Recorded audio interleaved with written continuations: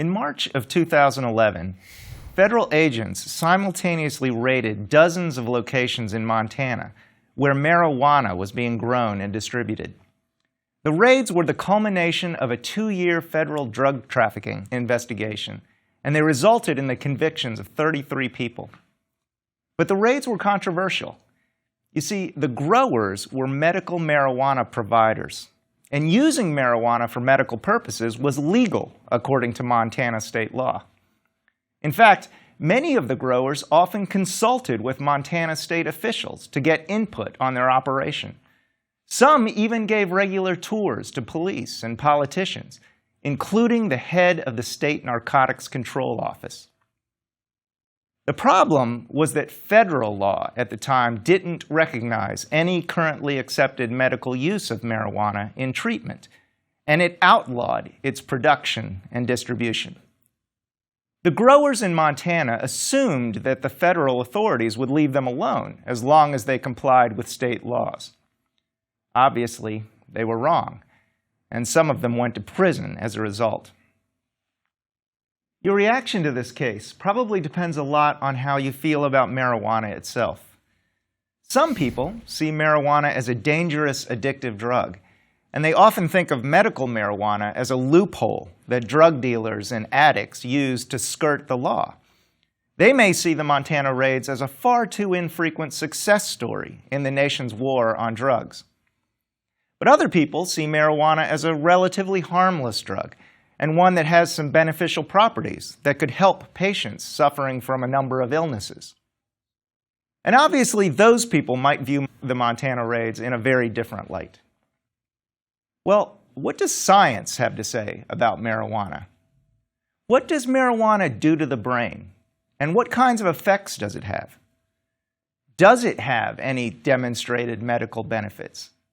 How addictive is it? These are the kinds of questions we're going to talk about today. Let's begin by providing some background on marijuana, including where it comes from and how it's used. Marijuana comes from the hemp plant, which is called Cannabis sativa in Latin. Historically, the hemp plant has had a wide variety of uses, including making fiber, clothing, rope, and canvas. In fact, the word canvas is derived from the word cannabis. Canvas literally means made of hemp. Now, as you might imagine, given all these uses, hemp has been cultivated for thousands of years all over the world, including in the U.S. None other than George Washington himself grew hemp on his farm.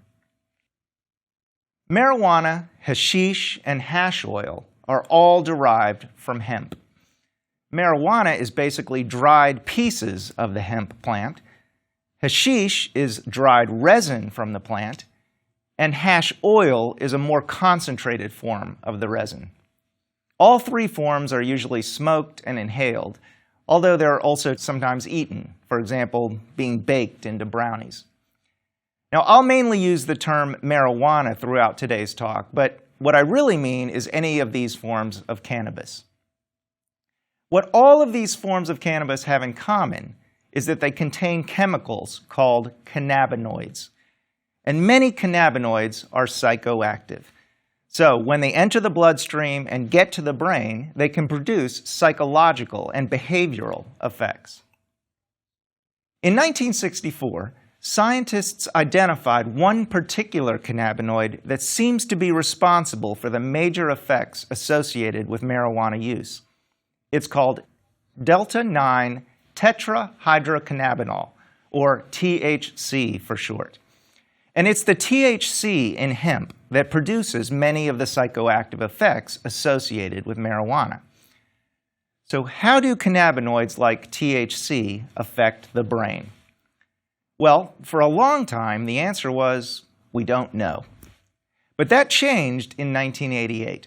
When William Devane, Alan Howlett, and their colleagues at the St. Louis University Medical School found evidence for cannabinoid receptors in the brain.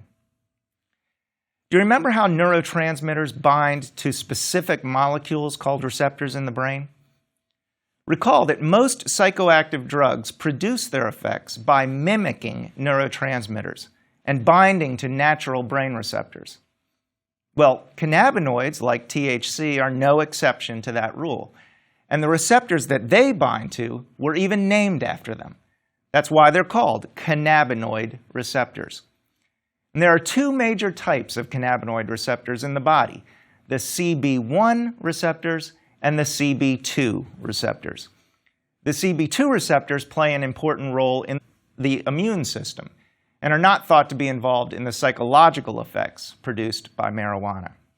It's the CB1 receptors in the brain that underlie those effects. And so those are the ones that we'll be focusing on. Now, presumably, the brain doesn't have receptors that were specifically designed to respond to marijuana. Rather, scientists assumed that there must be some natural brain chemicals that bind to cannabinoid receptors. So after discovering the receptors, scientists went looking for the chemicals. And in 1992, they found one, a natural brain chemical called anandamide. And subsequent studies have found a few others. Now, these natural chemicals that are produced in the brain itself are sometimes called endogenous cannabinoids, or just endocannabinoids for short. These are different from exogenous cannabinoids that come from outside the body. Endogenous literally means produced from within, while exogenous means produced from outside.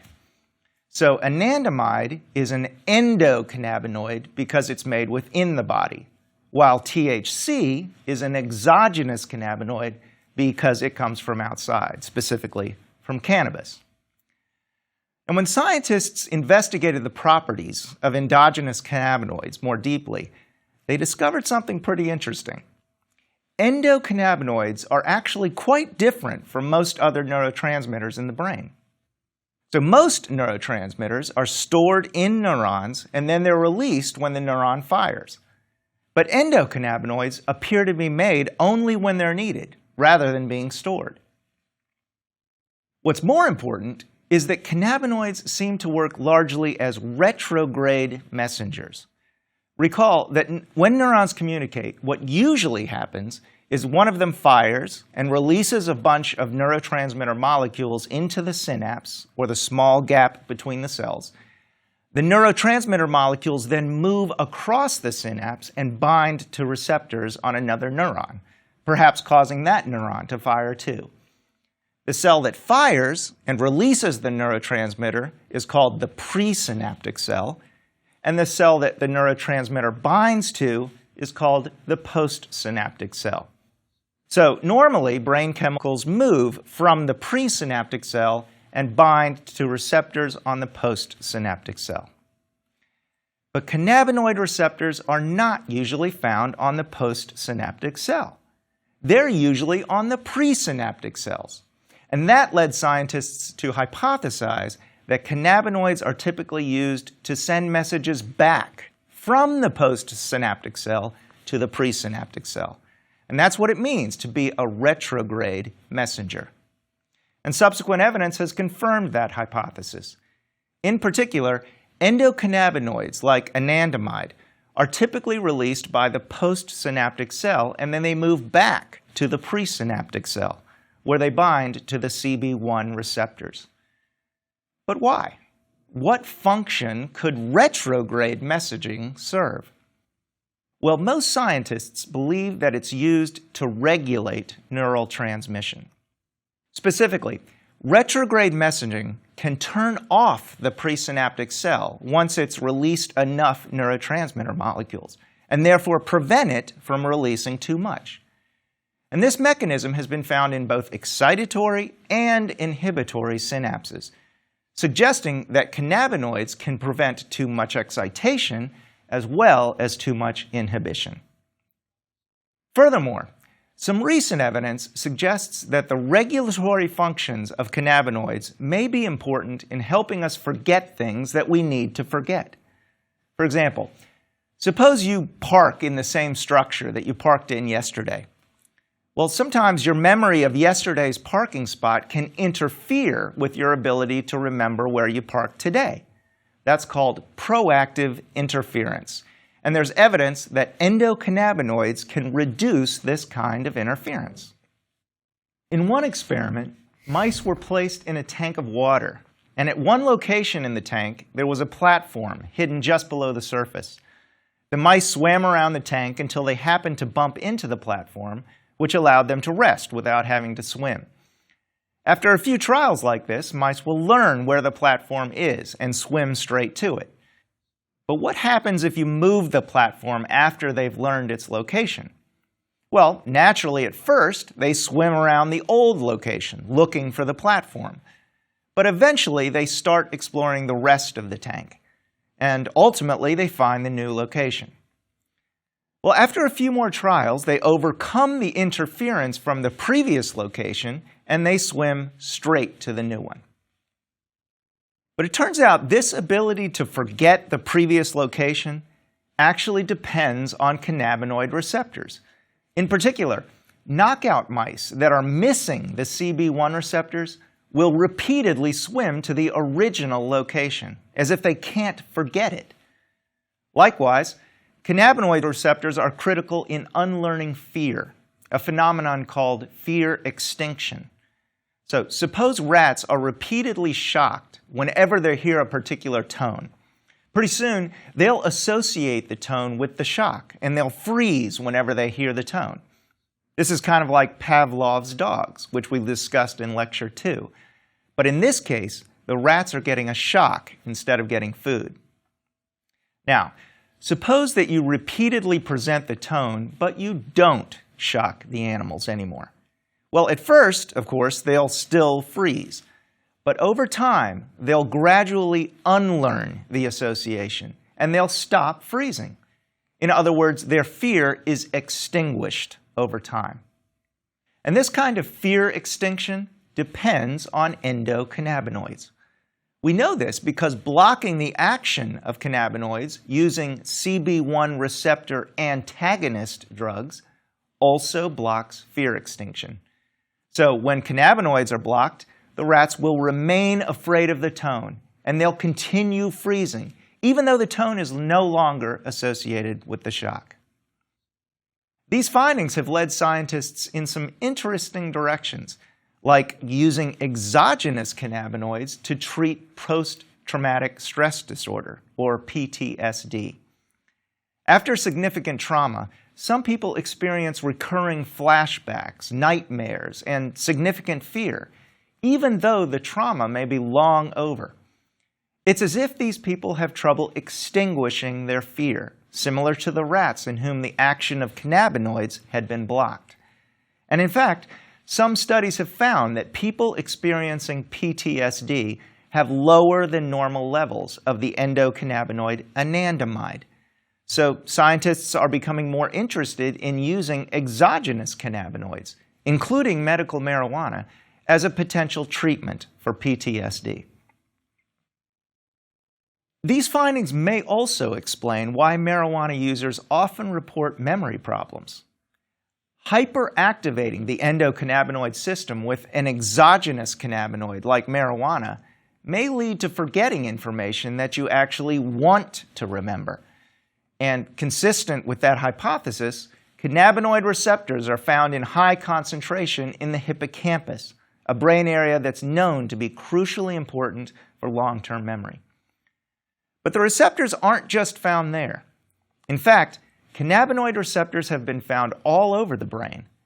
They're found in areas involved in motor control and in areas that process fear and anxiety.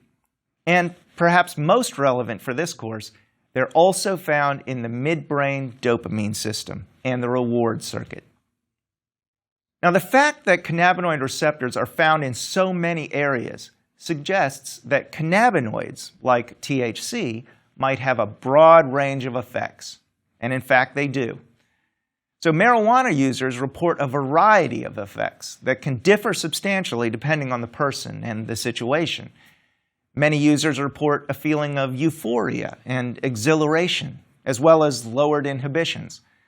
For example, users will often laugh at things that they wouldn't normally find funny, and they might not even be able to stop themselves from laughing, even if they try. Users also often report feeling relaxed and calm, and many experience enhanced visual and auditory perception. Food might taste unusually good. Music might sound remarkably beautiful, and natural scenery might look breathtaking.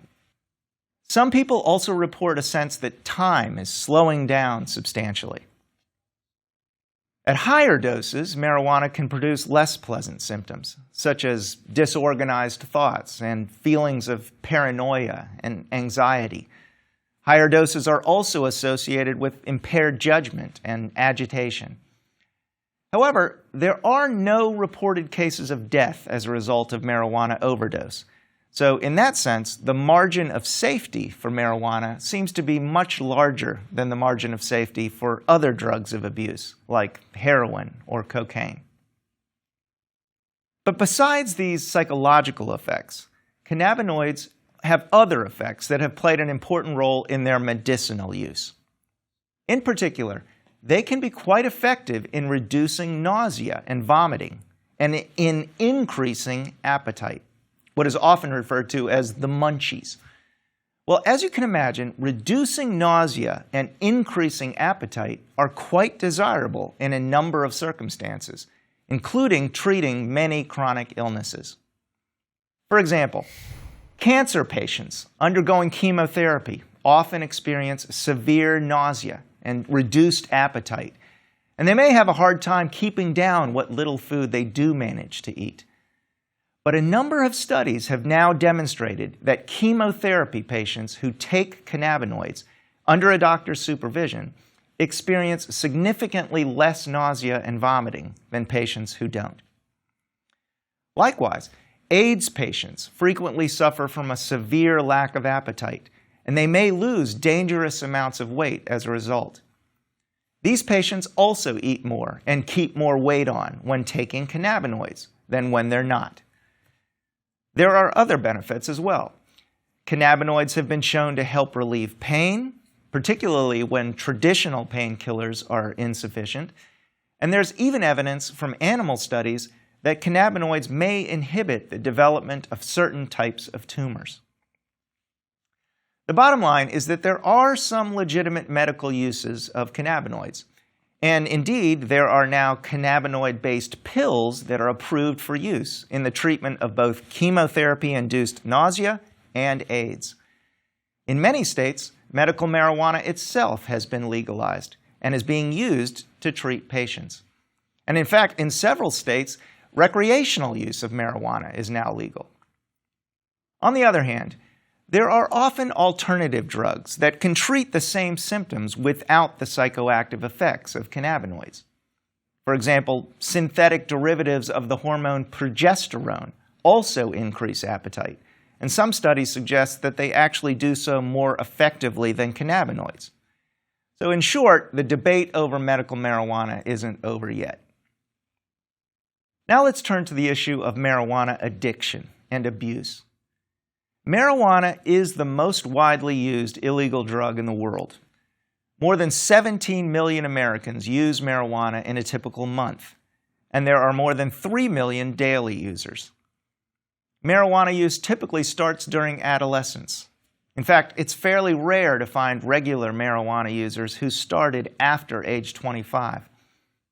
Among high school seniors, about 1/3 have used marijuana during the past year, and about 1/5 are current users. And believe it or not, about 1 in 8 eighth graders have reported trying marijuana in the past year. But does trying marijuana lead to chronic use? Well, a 1994 survey conducted by the National Institute on Drug Abuse found that about 9% of people who tried marijuana at least once eventually became addicted. So, roughly 1 in 10 people. Now, clearly this number is significant, but it's also lower than the addiction rates for other drugs that were evaluated in the survey. So, for example, about 15% of people who tried alcohol became addicted to alcohol, and about 17% of people who tried cocaine became addicted to cocaine. The addiction rate for nicotine was the highest of all. 32% of people who tried nicotine eventually became addicted. So the bottom line is that marijuana is indeed somewhat addictive, but it's not as addictive as most other drugs of abuse. Work with animals also suggests that marijuana and exogenous cannabinoids in general are moderately addictive. For example, monkeys will self-administer doses of THC that are comparable to the level that would be found in a marijuana cigarette. Furthermore, if you block the effects of cannabinoids with antagonist drugs, then THC is no longer addictive. That suggests that the addiction depends in part on the action of THC on cannabinoid receptors in the brain. Now, one question you might be asking yourself is whether the familiar neural mechanisms of addiction that we've encountered before are also at work with marijuana. And the answer is yes. Specifically, like other drugs of abuse, marijuana has been shown to lead to enhanced activity in the reward circuit and to stimulate the firing of dopamine neurons in the ventral tegmental area. Furthermore, injections of the endogenous cannabinoid anandamide have been shown to produce pleasurable reactions in animals. What about dependence and tolerance? Well, there is some evidence that chronic marijuana users do develop a physical dependence on the drug. Specifically, when they stop using marijuana, they often exhibit withdrawal symptoms, including craving, irritability, anxiety, depression, and reduced appetite. In general, they exhibit symptoms that are similar to the symptoms of nicotine withdrawal. Likewise, animals that have been chronically exposed to cannabinoids will exhibit withdrawal symptoms if they receive an antagonist that blocks the drug's effects. So they'll exhibit wet dog shakes, increased grooming, and hyperactivity, for example. All this evidence suggests that the chronic user's body has gotten used to the presence of exogenous cannabinoids, and it has compensated. So now, when those exogenous cannabinoids are removed, the user experiences withdrawal. In short, they're dependent on marijuana to feel normal. On the other hand, the evidence for the development of tolerance is actually mixed. On the one hand, there's evidence of significant downregulation of CB1 receptors in animals that are injected with THC on a regular basis. That is, their brain compensates for the regular presence of this exogenous cannabinoid by reducing the number of cannabinoid receptors. So you might expect that regular users would experience tolerance and that it would require more of the drug to experience the same effects. But it turns out a number of reports have actually found that regular marijuana users still report the same high as they experienced the first few times they used marijuana. And the amount of marijuana that gets used actually doesn't rapidly escalate like it does for most other drugs of abuse. So, on the one hand, we have evidence for tolerance at a physiological level in terms of a reduction in the number of receptors. But on the other hand, the evidence for behavioral tolerance is actually much weaker. Okay, so marijuana does appear to be somewhat addictive, and the underlying neural mechanisms of addiction seem similar to other drugs of abuse. But does chronic use of marijuana constitute abuse? In particular, does it lead to significant negative consequences for the user? Well, there are some negative consequences associated with chronic marijuana use. For example, compared with non-smoking peers, students who regularly smoke marijuana tend to get lower grades, and they're also more likely to drop out of high school. In fact, a review of 48 different scientific studies found that marijuana use was consistently associated with worse grades and lower chances of graduation. Now, there's a problem in knowing how to interpret these studies because they're correlational in nature. That is, scientists didn't randomly assign some people to the marijuana group and other people to the control group and then look at the effects of that manipulation. Rather, they found students who were already using and compared their academic performance with students who were not. And as any scientist can tell you, correlational studies like that don't support claims about causality. In other words, just because marijuana use is correlated with poor academic performance, that doesn't mean that marijuana use caused the poor grades. It could be that poor academic performance led to discouragement and disillusionment, which in turn led to marijuana use, rather than the other way around. Or maybe some other factor, like stress at home or socioeconomic status, contributed to both marijuana use and poor academic performance.